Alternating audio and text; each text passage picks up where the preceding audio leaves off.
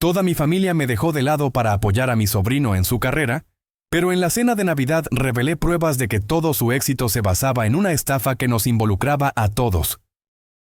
Gato cuenta.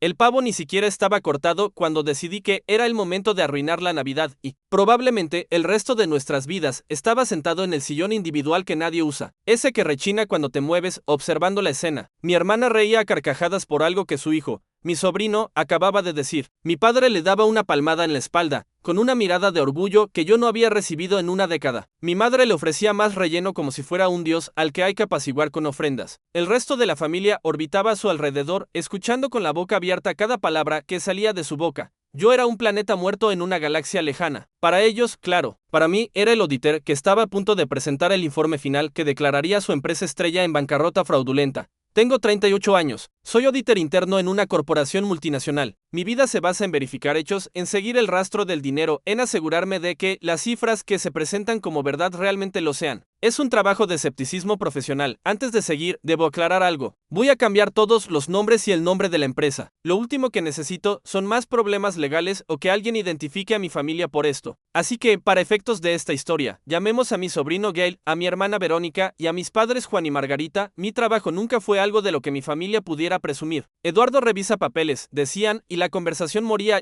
pero Gail, de 23 años, era el futuro. Era un visionario de las fintech sostenibles. Fundó una empresa a la que llamaremos Ecofuturo Capital que, según él, utilizaba un algoritmo de IA para invertir en startups ecológicas de alto impacto. Prometía rendimientos absurdos y al mismo tiempo salvar el planeta. Era la combinación perfecta de codicia y virtud, y mi familia se la tragó entera. El cambio fue gradual, pero total. Empezó hace unos 3 años. Las llamadas para ver cómo estaba se convirtieron en llamadas para pedirme un pequeño préstamo para la fase semilla de Gail. Las visitas de domingo se transformaron en presentaciones de negocio donde Gail, con una camiseta de cuello de tortuga negra al más puro estilo de un falso genio tecnológico, nos mostraba gráficos coloridos en su laptop. Mi opinión, la del tipo que se pasa el día buscando errores en hojas de cálculo, no importaba. Cuando tímidamente pregunté sobre los controles internos o la regulación financiera, Verónica me miró con desdén. ¿Qué vas a saber tú de esto, Eduardo? Esto es el futuro, no es como andar revisando facturas. Me dejaron de lado. De verdad, el año pasado, para mi cumpleaños, se olvidaron de llamarme porque estaban en una retirada de inversores de Ecofuturo en un hotel de lujo, pagado, por supuesto, con el dinero de la familia. Vendieron una pequeña cabaña en el campo que era del abuelo, un lugar donde pasé todos los veranos de mi infancia, para darle a Gail una inyección de capital. No me consultaron. Cuando me quejé, mi padre me dijo, es por el bien de todos. Gail nos va a asegurar el futuro. Mi futuro, el que yo me había construido trabajando 60 horas a la semana, el que me permitió prestarles dinero que nunca me devolvieron. La sospecha no nació de la envidia. Aunque sería mentira decir que no la sentía, nació de mi profesión. Mi cerebro está entrenado para oler el riesgo y la falsedad a kilómetros. Las proyecciones de crecimiento eran una bandera roja del tamaño de un estadio. Las explicaciones de Gail eran una sopa de palabras de moda sin sustancia. Sinergia, blockchain, disrupción, paradigma, ruido, pura falta de controles.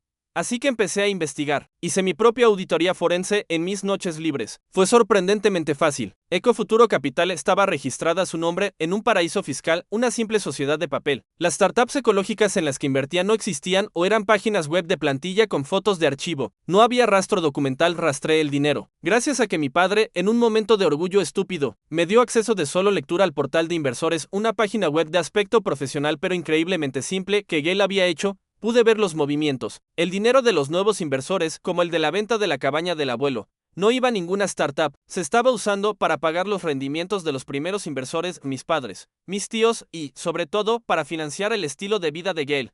Un esquema Ponzi de manual, un coche deportivo, viajes a Dubái, ropa de diseñador, cenas en restaurantes donde un solo plato cuesta lo que yo gano en un día. Documenté todo, hice capturas de pantalla de sus redes sociales privadas, que él creía seguras. Crucé las fechas de sus compras de lujo con las fechas de las inversiones de mi familia. El rastro del dinero era tan claro como la tinta roja en un balance negativo. Y aquí estábamos. Nochebuena. La apoteosis de la adoración a Gail, por eso. Dijo Gail, levantando su copa de champán, el próximo año será aún más grande. Estamos listos para expandirnos a nivel global. Y todo es gracias a ustedes, mi familia, mis primeros creyentes. Todos aplaudieron. Lágrimas en los ojos de mi madre. Me levanté. El rechinar del sillón hizo que todas las cabezas se giraran hacia mí. El silencio se sintió denso, pesado. Gail tiene razón, dije, mi voz sonaba extrañamente tranquila. Deberíamos hablar de dinero. Verónica frunció el ceño. Eduardo, no es el momento. Oh, créeme, respondí, caminando hacia el televisor del salón. Es el momento perfecto. Saqué un pequeño disco duro de mi bolsillo y lo conecté. Ya que todos somos accionistas de Ecofuturo, creo que es justo que veamos el informe de la auditoría anual. He preparado una pequeña presentación. La cara de Gail se puso blanca. No pálido, blanco, como una hoja de papel. No creo que sea necesario, empezó a decir, pero ya era tarde. La primera imagen apareció en la pantalla de 60 pulgadas. Era un extracto bancario, el de la sociedad fantasma de Gail. Mostraba el ingreso exacto de la venta de la cabaña del abuelo. La siguiente diapositiva, una factura de un concesionario de coches de lujo, fechada 2 días después por casi la misma cantidad. Seguí. Diapositiva tras diapositiva. La evidencia documental era irrefutable. El préstamo para la fase semilla de mi tío Javier, nombre cambiado. Claro. Seguido de fotos del INSTAG RAM de Gail en un yate en Ibiza. La inversión de emergencia para el software de mis padres. Seguida de recibos de tiendas de ropa de marca en París. Mostré la estructura de la empresa o la falta de ella. Mostré los correos electrónicos donde ignoraba a expertos financieros que le advertían que su modelo era insostenible. Mostré el rastro del dinero. Finalmente, puse un simple diagrama de flujo. Una flecha grande salía de un recuadro etiquetado familia y apuntaba directamente a otro recuadro etiquetado gastos personales de Gail. No había más cajas, no había startups, no había IA, no había futuro ecológico.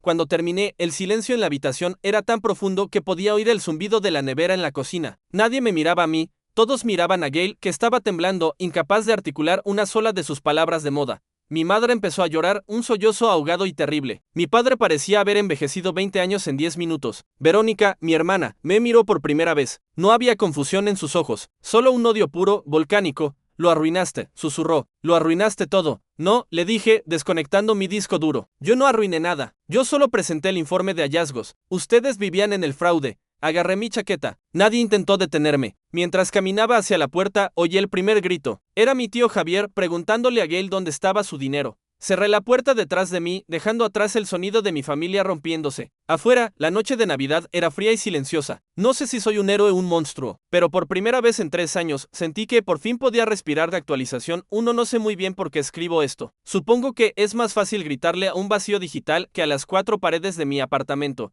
que han empezado a sentirse cada vez más pequeñas, como si se estuvieran encogiendo conmigo. Gracias por los comentarios, los leí todos. Es extraño que un grupo de desconocidos en internet pueda ofrecer más consuelo que la gente con la que comparte sangre. Pero aquí estamos. Muchos me han llamado héroe, otros dicen que fui un desgraciado por hacerlo en Navidad. La verdad es que no me siento como ninguna de las dos cosas. Me siento vacío, como una empresa declarada en liquidación. El nombre sigue en la puerta, pero por dentro no hay nada, solo eco. La noche de Navidad, después de irme, no conduje a casa. Conduje sin rumbo durante horas. Terminé en un mirador con vistas a la ciudad, el mismo lugar al que los adolescentes van a besuquearse. Me quedé allí sentado con el motor apagado, viendo las luces parpadeantes de las casas, imaginando a otras familias dentro, riendo, abriendo regalos, viviendo la fantasía cuyo informe de liquidación yo acababa de firmar. No sentí satisfacción. No sentí alivio, sentí el peso de cada transacción fraudulenta que expuse. Cada transacción era una esperanza, un sueño de mis padres de tener una vejez tranquila, la ilusión de mi hermana de tener un hijo prodigio. Yo los expuse todos con mi lápiz rojo de la verdad. ¿Era lo correcto? Sí. ¿Se sintió bien? Demonios, no. Los primeros 2 días fueron de un silencio absoluto. Ninguna llamada, ningún mensaje. Fue casi peor que los gritos. Era un silencio acusador, un vacío donde antes había una familia. Bloqueé el número de mi hermana, Verónica, de forma preventiva. Sabía que sería la primera en atacar. No me equivoqué. El tercer día empezó a bombardearme desde el teléfono de su marido, de amigas, desde números desconocidos. No contesté, pero escuché los mensajes de voz. Eran un torrente de veneno. Me acusaba de estar celoso, de ser un fracasado amargado que no soportaba ver a alguien más joven y brillante triunfar. Decía que había destruido a la familia por pura maldad. Gail iba a devolverlo todo. Tenía un plan. Gritaba en uno de los mensajes, su voz rota por la rabia y el llanto. Preferirías vernos a todos en la ruina antes que verlo al tener éxito. Te odio, ojalá no fueras mi hermano. Ese dolió, más de lo que me gustaría admitir, porque, en el fondo, una pequeña parte de mí se preguntaba si ella tenía razón. ¿Había una pizca de malicia en mis actos? Disfruté, aunque fuera por un segundo, viendo cómo se desmoronaba el pedestal de Gail. Si soy brutalmente honesto conmigo mismo, quizás sí. Quizás disfruté el momento en que su cara de suficiencia se convirtió en una máscara de pánico. ¿Me convierte eso en un monstruo? No lo sé. Quien sí me llamó fue mi primo Luis, Es un par de años más joven que yo, y siempre ha sido el más sensato de todos. Él también había invertido, pero una cantidad mucho menor. Eduardo, dijo, su voz sonaba cansada. Necesito saber si todo lo que mostraste es real. Le dije que sí, que podía enviarle los archivos si quería. Hubo una larga pausa. No hace falta, suspiró. Lo sé. En el fondo, todos lo sabíamos, ¿no? Era demasiado bueno para ser verdad. Simplemente, no queríamos verlo. Luis me contó lo que pasó después de que me fui. Fue un caos. Gritos, acusaciones, llantos. Gail intentó negarlo todo, diciendo que yo había falsificado los documentos, que era un ataque coordinado para robar su propiedad intelectual. Pero la evidencia era demasiado abrumadora. Mi padre, que durante toda mi vida ha sido un hombre tranquilo y ecuánime, aparentemente perdió el control. Agarró a Gail por el cuello de la camisa y le exigió que le dijera dónde estaba su dinero. Mis tíos casi llegan a los golpes entre ellos, acusándose mutuamente de haber presionado a los demás para que invirtieran más. Fue Verónica quien defendió a Gail hasta el final, gritándole a todo el mundo que eran unos traidores, que estaban abandonando a su hijo en su momento de necesidad. Finalmente, mis padres los echaron a ambos de la casa, a su propia hija y a su nieto, en Nochebuena. El día después de Navidad, mi padre y mi tío Javier fueron al banco. Intentaron acceder a sus cuentas de Ecofuturo a través del portal. Por supuesto, la página ya no existía, desaparecida. Intentaron llamar a Gail. Su teléfono estaba apagado. Ahí fue cuando el pánico se instaló de verdad. Se dieron cuenta de que no era solo que el negocio era una farsa, era que el dinero, todo el dinero, había desaparecido de ayer por la tarde. Mis padres se presentaron en mi puerta. No habían llamado antes. Simplemente aparecieron. Mi corazón se me subió a la garganta. Mi padre se veía roto. Es la única palabra que se me ocurre. La postura erguida que siempre había tenido se había encorvado. Mi madre tenía los ojos hinchados y rojos, y no me miraba directamente. Los invité a pasar. Se sentaron en mi sofá, el mismo sofá en el que me he estado hundiendo durante días. Durante varios minutos, nadie dijo nada. El silencio era insoportable. Finalmente, mi padre habló. Tu madre y yo hemos ido a ver a un abogado, dijo, su voz era un susurro ronco. Quiere que presentemos una denuncia a la policía. Asentí lentamente. Es lo que hay que hacer. Denunciar a nuestro propio nieto. Mi madre sollozó en voz baja, tapándose la cara con las manos. Nuestro Gail. Mamá, Gail los robó, le dije, mi voz más dura de lo que pretendía. No era vuestro Gail. Era un personaje que él inventó para quitaros vuestro dinero. Tú no lo entiendes, dijo ella, mirándome por fin. Había dolor en sus ojos, pero también ira. Tú nunca lo quisiste. Siempre estuviste celoso de él. Y ahí estaba, la acusación que me temía, la que Verónica me había gritado en los mensajes de voz celoso. Le respondí y de repente toda la frustración y el dolor de los últimos años salieron a la superficie. ¿Celoso de qué, mamá? ¿De qué dejaron de llamarme en mi cumpleaños? ¿De qué vendieron los recuerdos de mi infancia para financiar sus mentiras? ¿De qué cada vez que intentaba hablar con ustedes de mi vida, de mi trabajo, cambiaban de tema para hablar de los logros de Gail? No estaba celoso, estaba herido. Me hicieron sentir invisible en mi propia familia. ¿Y saben qué es lo peor? Que si él hubiera sido realmente un genio, si su negocio hubiera sido real, yo habría sido su mayor admirador. Me habría sentido orgulloso, pero no lo era. Era un fraude masivo y yo fui el único que se atrevió a hacer la auditoría. Mi padre me miró y por primera vez no vi decepción ni enfado. Vi una especie de comprensión dolorosa. Perdimos la perspectiva, hijo, dijo. Estábamos tan desesperados por creer en algo, en alguien, que nos cegamos, y te dejamos de lado en el proceso. Lo siento. Ese lo siento fue como una presa rompiéndose. No me di cuenta de que estaba llorando hasta que sentí las lágrimas en mis mejillas. No lloraba de tristeza, sino de una liberación abrumadora. Era el reconocimiento que había necesitado durante años.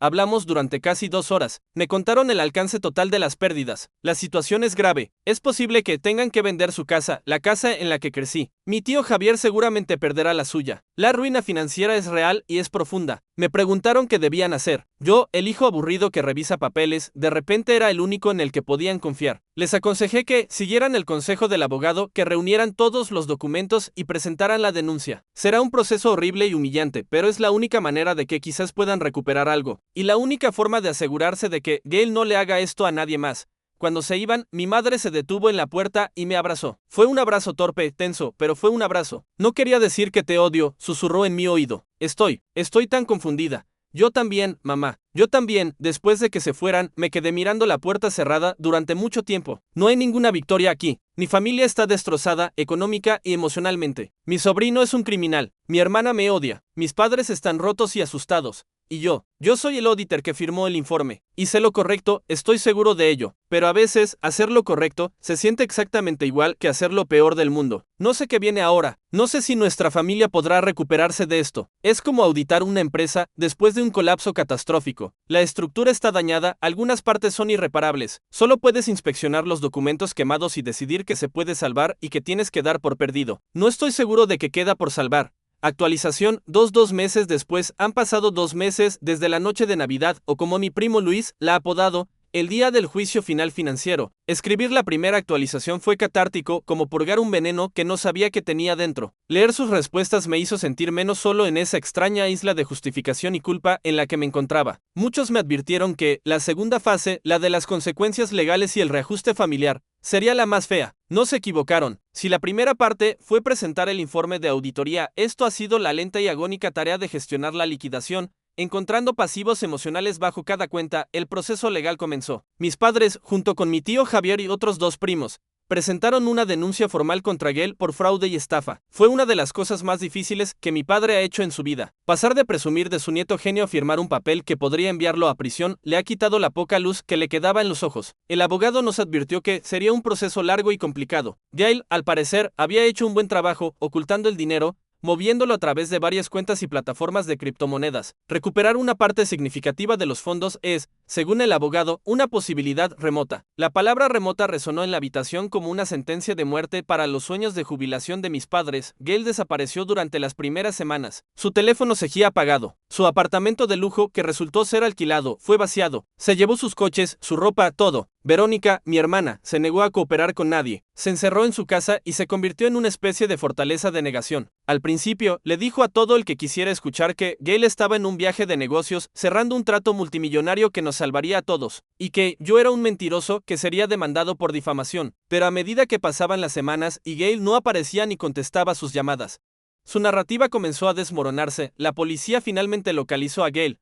No estaba en Zurich ni en Singapur cerrando un trato. Estaba en un hotel de segunda categoría a 3 ciudades de distancia, viviendo del último resto del dinero que no había perdido o gastado. Lo arrestaron. La imagen de mi sobrino, el chico de oro, esposado y metido en un coche patrulla, apareció en las noticias locales. Fue surrealista. Ver el apellido de mi familia asociado a palabras como fraude y esquema Ponzi en un titular fue una humillación pública que nunca imaginé. Y eso, por supuesto, me trajo a Verónica a mi puerta. No fue como la última vez, con gritos y amenazas. Fue peor. Apareció una noche sin avisar, justo cuando estaba calentando una cena precocinada. Cuando abrí la puerta, casi no la reconocí. Había perdido mucho peso, tenía ojeras oscuras y su pelo, que siempre había llevado impecable, estaba descuidado. Se quedó allí parada, bajo la luz del porche, y simplemente se derrumbó. No cayó al suelo, sino que se deshizo sobre sí misma, llorando en silencio, con espasmos que sacudían todo su cuerpo. La hice pasar y se sentó en el mismo sofá que mis padres. Durante media hora no pudo hablar, solo lloraba. Le preparé un té que sostuvo con manos temblorosas sin beberlo. Cuando finalmente habló, su voz era un susurro roto. Lo han detenido, dijo, como si yo no lo supiera. Lo trataron como a un criminal. Verónica, lo que hizo fue un crimen, le dije, lo más suavemente que pude. Era mi niño, sollozó. Mi niño brillante. ¿Qué salió mal, Eduardo? ¿En qué me equivoqué?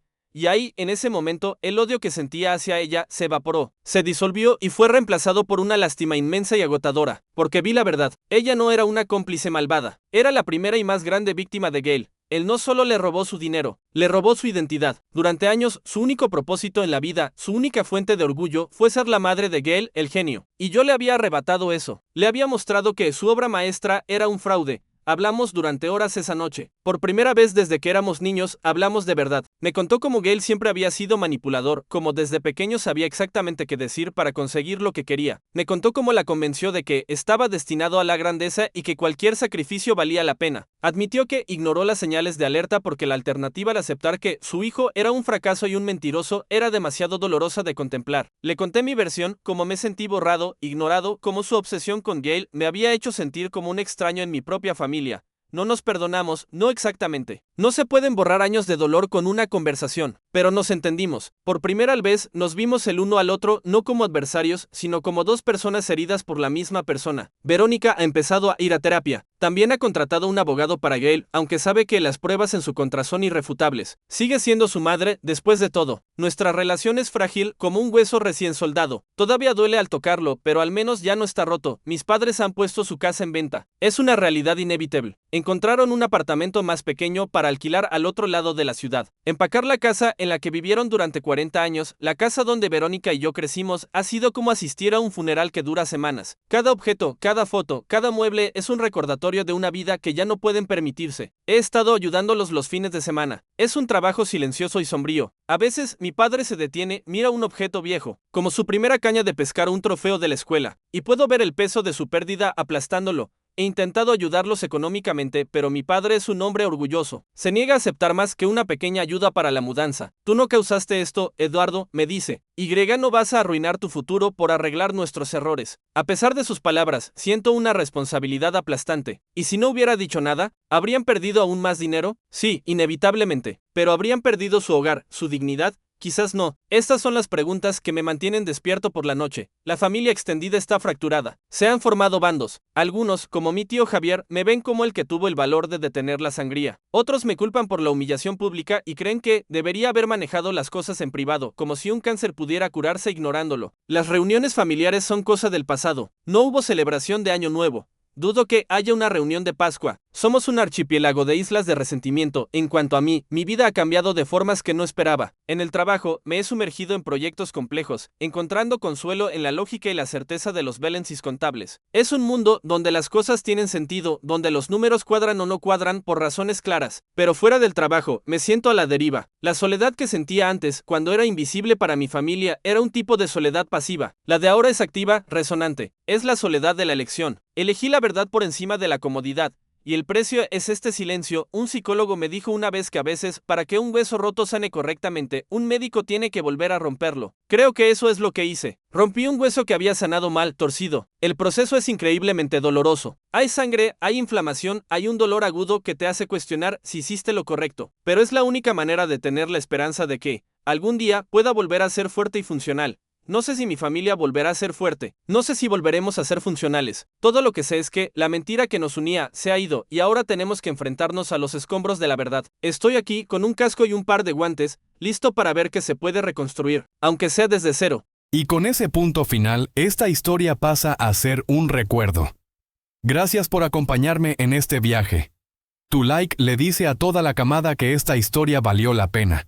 Y si quieres que nuestra camada de curiosos siga creciendo, no dudes en suscribirte. Nos vemos en la próxima aventura. Y recuerden, hay demasiadas historias buenas en el mundo.